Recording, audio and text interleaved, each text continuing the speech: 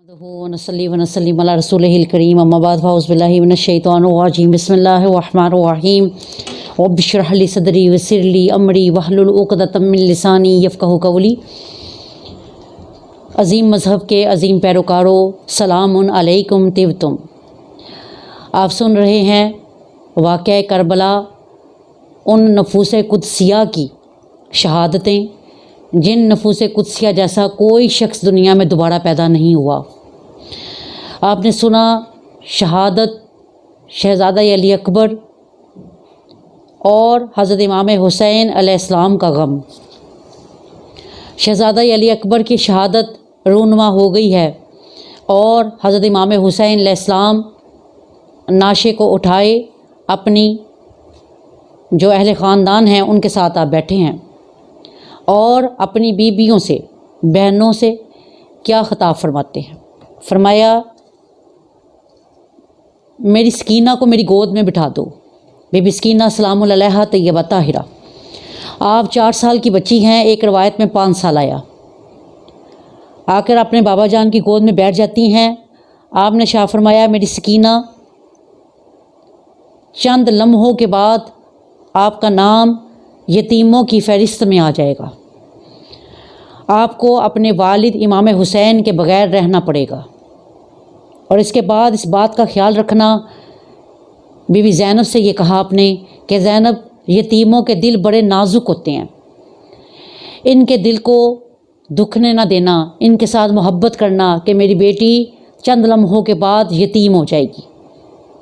ऐ मेरी बहन, हम सब की नाशों पर नोहा ना करना, सीने ना पीटना, अपने सरों में खाक मत डालना और सब्र का मुजाहरा करना, ये सोच कर कि शहीद कभी मरता नहीं, वो ज़िंदा होता है।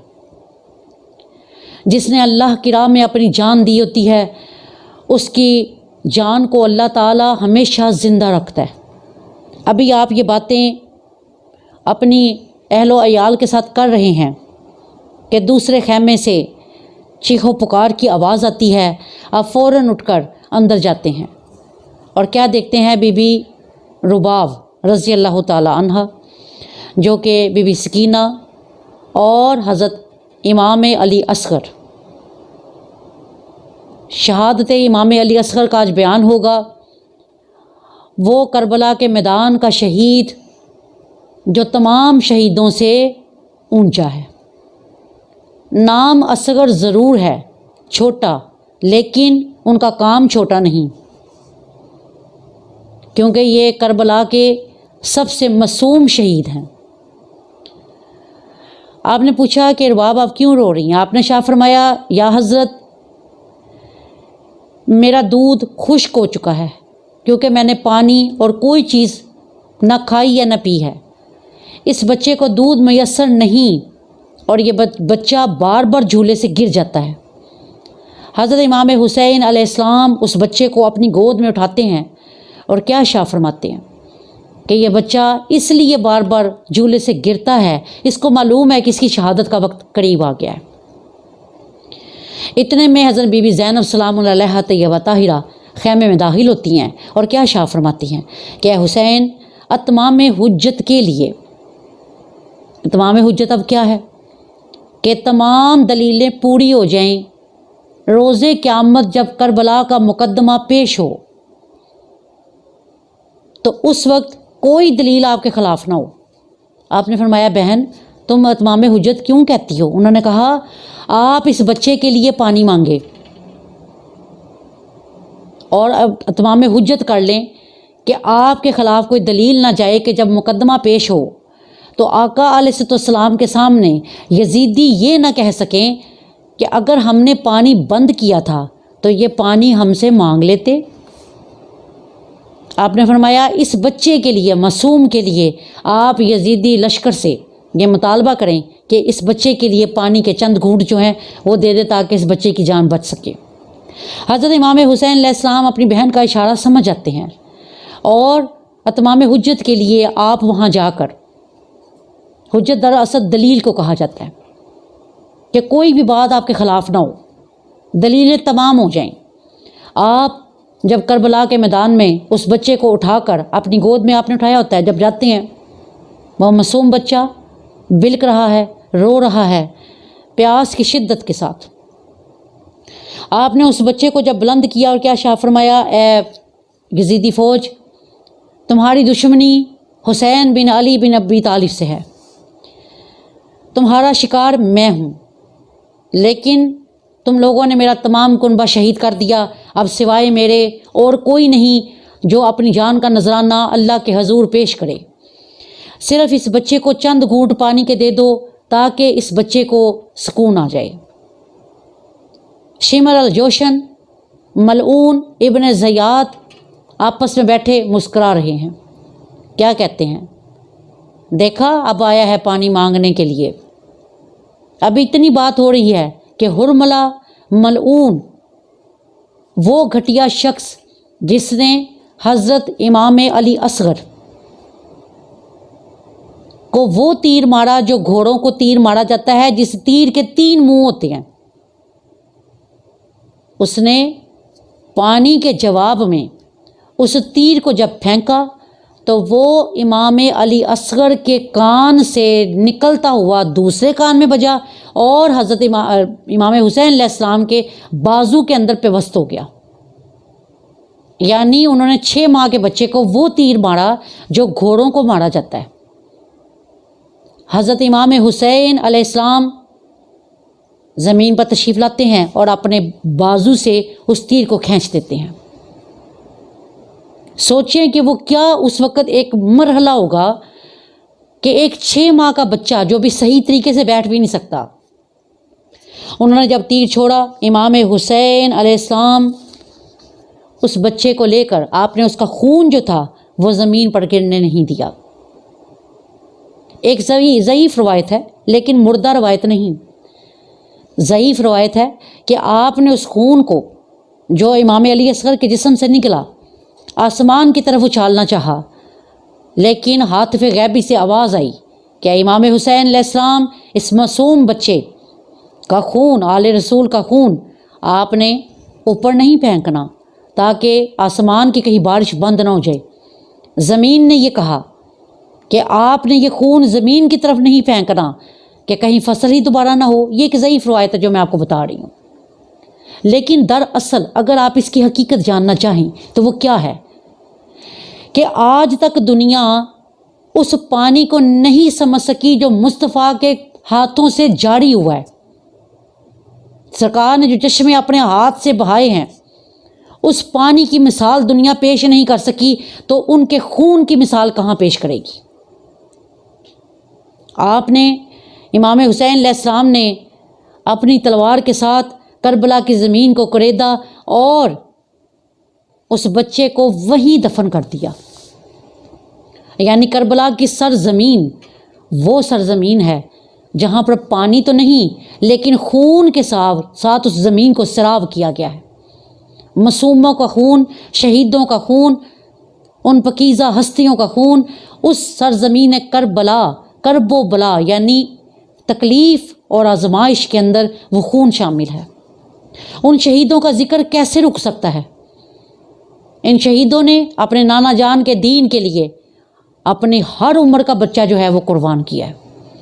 آپ واپس خیمے کی طرف جاتے ہیں، ان کی بیوی رباب دیکھ رہی ہیں کہ میرے بچے کو کس طرح انہوں نے شہید کیا، روتی ہیں، بے ہوش ہو جاتی ہیں۔ اور ایک روایت میں آیا کہ جب واقعہ کربلا مکمل ہو جاتا ہے تو بی نے یہ قسم کھائی تھی کہ میں کبھی بھی دھوپ میں جو ہے وہ ساتھ دھوپ کا نہیں چھوڑوں گی، میں سائے کے اندر کبھی نہیں بیٹھوں گی۔ اور ایک روز آپ دھوپ میں بیٹھی بیٹھی بیمار ہو جاتی ہیں، جب اپنے گھر مدینہ واپس آ جاتی ہیں تو بی زینب سلام اللہ علیہا دیکھتی ہیں کہ یہ بے ہوش ہو گئی ہیں دھوپ میں بیٹھ کر۔ آپ جانتے ہیں کہ عرب کی دھوپ کتنی سخت ہوتی ہے، کیونکہ انہوں نے کربلا کی دھوپ دیکھی تھی۔ وادی غیر ذی زرع، خیموں کے ارد گرد آگ اور دھوپ کے اندر سامنے ناشے آپ کے افراد کے پڑے ہوں تو اس وقت آپ کی کیا کیفیت ہوگی؟ بیوی رباب نے یہ قسم کھائی تھی کہ میں کبھی بھی چھاؤں میں نہیں بیٹھوں گی، دھوپ کے اندر ہی رہوں گی۔ بیوی زینب تشریف لاتی ہیں اور کیا ارشاد فرماتی ہیں، رباب اٹھ کر سائے میں آ جاؤ۔ آپ اب دیکھتی ہیں کہ یہ سید زادی ہیں، مرشد زادی ہیں، ان کے حکم کو میں ٹال نہیں سکتی۔ آپ اس وقت جب اٹھ کر آنے لگتی ہیں، آپ کا ایک قدم چھاؤں میں ہے اور ایک قدم آپ کا دھوپ میں ہے، تو آپ کی روح جو ہے وہ پرواز کر جاتی ہے اور آپ اپنے بیٹے امام زین العابدین کی باہوں میں گر جاتی ہیں۔ حضرت امام زین العابدین جب آپ کو سنبھالتے ہیں تو آپ کے ہاتھوں کے اندر کوئی چیز چبھتی ہے، آپ دیکھتے ہیں کہ آپ کی والدہ کے دوپٹے کے اندر کوئی چیز بندھی ہوئی ہے۔ آپ جب اس دوپٹے کو کھولتے ہیں تو اس دوپٹے کے اندر آپ جانتے ہیں کیا ہے؟ اس دوپٹے کے اندر امام علی اصغر کے جھولے کے جلے ہوئے ٹکڑے، لکڑی کے چند ٹکڑے موجود ہوتے ہیں، جن کو بی بی رباب نے اپنے پلو کے اندر باندھا ہوتا ہے، اور وہی آپ کے ہاتھ کے اندر ہوتے ہیں، جس جو مٹھی بند ہوتی ہے، اور بی بی اسی طرح وفات پا جاتی ہیں۔ ان چیزوں کو وہ مائیں سمجھیں گی جن کے بچے 6 ماہ کے ہیں، کہ 6 ماہ کا بچہ شہید کیا انہوں نے۔ آپ دیکھیں اللہ کی قدرت کہ امام علی اصغر کا بیان ہندوستان میں ایک عالم دین کر رہے تھے، 10 محرم کا دن تھا، اور وہ بیان جب کر رہے ہیں، ایک ہندو نے گزرتے ہوئے وہ بیان سنا اور وہ روتے روتے وہیں بیٹھ گیا۔ اس نے سوچا کہ ان لوگوں کو اپنے دین کے ساتھ اتنی محبت ہے کہ انہوں نے اپنے 6 ماہ کا بچہ بھی قربان کر دیا ہے، اتنا بڑا حوصلہ امام حسین علیہ السلام کا۔ اس نے اپنے دل میں یہ خیال کیا کہ میں صبح حضرت امام علی اصغر کے نام پر کچھ بانٹوں گا۔ اس نے ساری رات بادام توڑتا رہا، اس کے لیے باداموں کا شربت تیار کیا۔ جب شربت تیار ہو گیا، کہنے لگا میں صبح اٹھ کر نا یہ شربت بانٹوں گا تو میں کیا کہوں گا، میں تو ہندو ہوں۔ اللہ کی طرف سے اس کے دل میں یہ خیال آیا کہ تو یہ صدا لگا کہ شربت پی لو بادام دا، علی اصغر دے نام دا۔ وہ بندہ اسی طرح صدا لگانے لگ گیا، اور دل اس کا اس طرح ہو گیا جس طرح پر نور کوئی چیز ہوتی ہے۔ وہ شربت بانٹتا رہا، سارا دن شربت بانٹتا رہا۔ رات کو اسی عالم دین کے پاس گیا، جا کر کہنے لگا یا حضرت مجھے اپنے نبی کا کلمہ پڑھا دیں، میں اس بچے کی شہادت دیکھ کر ختم ہو چکا ہوں۔ اس عالم دین نے ان کو کلمہ پڑھا دیا۔ اس کے گھر میں ابھی کسی کو نہیں معلوم تھا کہ یہ بندہ مسلمان ہو گیا ہے۔ اب جب وہ گھر آتا ہے، اللہ کی قدرت دیکھیں، دوسرے روز اس کی وفات ہو جاتی ہے۔ اللہ تعالیٰ اس کو موقع ہی نہیں دیتا کہ یہ کوئی گناہ کر سکے، وہ بندہ وفات پا جاتا ہے۔ اب ہندو اس کو جلانے کی کوشش کرتے ہیں، لیکن اس کی جسم کو آگ نہیں لگتی۔ اسی وقت وہ عالم دین آ جاتے ہیں جنہوں نے ان کو کلمہ پڑھایا ہوتا ہے، اور وہ کیا کہتے ہیں کہ اے ہندو بے وقوف قوم، یہ تمہارا بندہ نہیں ہے، تم جس طرح بھی اس کو آگ لگاؤ گے اس کو آگ نہیں لگے گی۔ کیوں؟ اس نے امام حسین علیہ السلام کے اس بیٹے کی محبت اپنے دل میں سما لی ہے کہ جس دل میں علی اصغر کی محبت ہوگی رضی اللہ تعالی عنہ کی، اس کے بدن کو آگ نہیں چھوئے گی۔ انہوں نے کہا یہ مسلمان تو ایسی باتیں کرتے رہتے ہیں۔ انہوں نے کہا ٹھیک ہے، پھر تم اپنے تجربے کر لو اور جب تھک جاؤ تو پھر مجھے بلا لینا۔ وہی بات ہوئی، انہوں نے بڑے تجربے کیے کس طریقے سے ہم اس بندے کو جلائیں، لیکن اس کے جسم کو آگ نہیں لگی۔ آخر تھک ہار کر واپس عالم دین کے پاس جاتے ہیں اور کہتے ہیں بھائی آپ اپنا بندہ اٹھا کر لے جاؤ، اب یہ ہمارا بندہ نہیں رہا۔ وہ عالم دین آتے ہیں اور کیا شاہ فرماتے ہیں کہ جب اس بندے کو میں نے اٹھایا تو وہ پھولوں سے زیادہ ہلکا تھا، اور میں نے اس کو لے جا کر اس کو نہلایا، اس کو کفن پہنایا اور بڑے عزت کے ساتھ اس کو مدفون کیا۔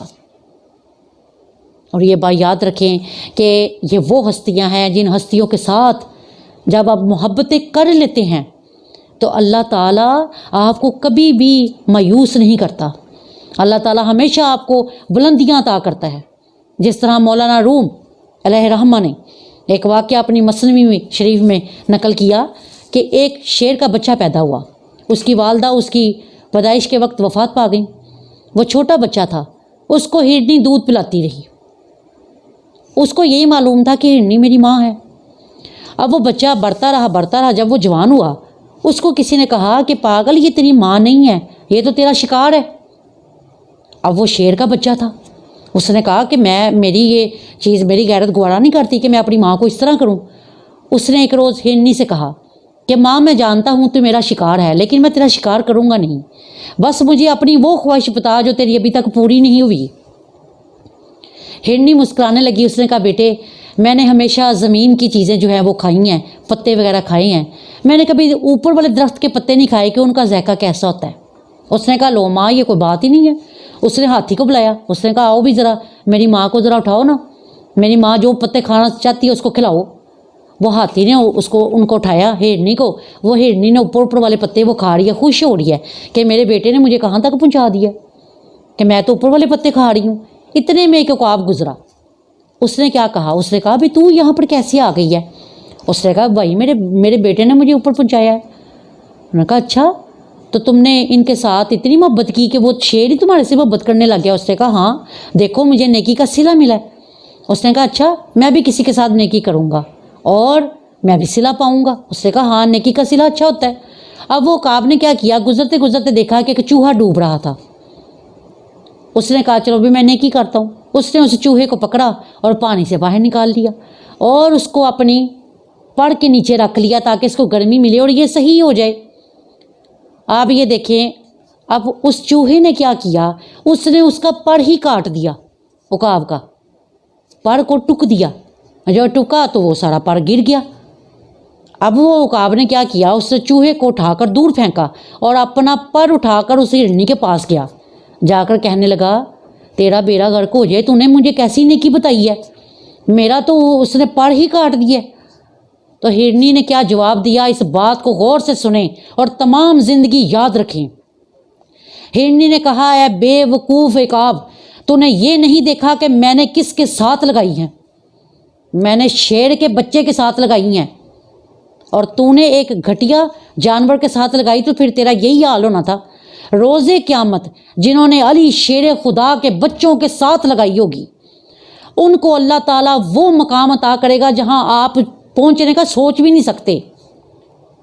جس طرح وہ ہرنی نہیں سوچ سکتی تھی کہ میں اوپر چڑھ کر اتنے اونچے پتے کھا سکتی ہوں، اسی طرح جب آپ نے شیر کے بچوں کے ساتھ لگائی ہوگی، چاہے وہ شیر کا بچہ 6 ماہ کا کیوں نہ ہو، وہ چاہے شہزادہ علی اصغر کیوں نہ ہو، وہ آپ کو وہاں تک پہنچا دیں گے جہاں تک آپ جانے کا سوچ بھی نہیں سکتے۔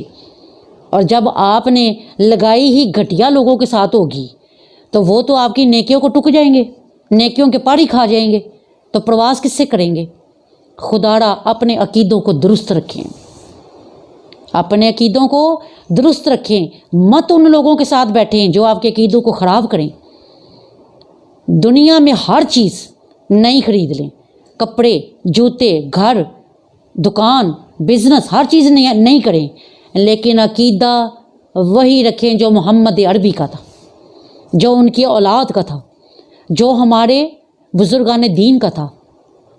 خدارا اپنے بچوں کو ان محفلوں میں بیٹھنے سے روکیں جو آپ کے بچوں کے عقیدوں کو بگاڑ دیں، جو آپ کی نسلوں کو برباد کر دیں۔ خود پڑھیں، اپنی اولادوں کو پڑھائیں، نہیں پڑھ سکتے، نہیں کر سکتے تو ان بیانات کو سنیں اور اپنے عقیدوں کو درست کریں۔ اللہ تعالی ہمیں شہادت امام علی اصغر رضی اللہ تعالی عنہ سے یہ سبق حاصل کرنے کی توفیق دے کہ ہم اپنے کسی بھی عمر کے بچے کو دین سے دور نہ کریں بلکہ دین کے قریب کریں۔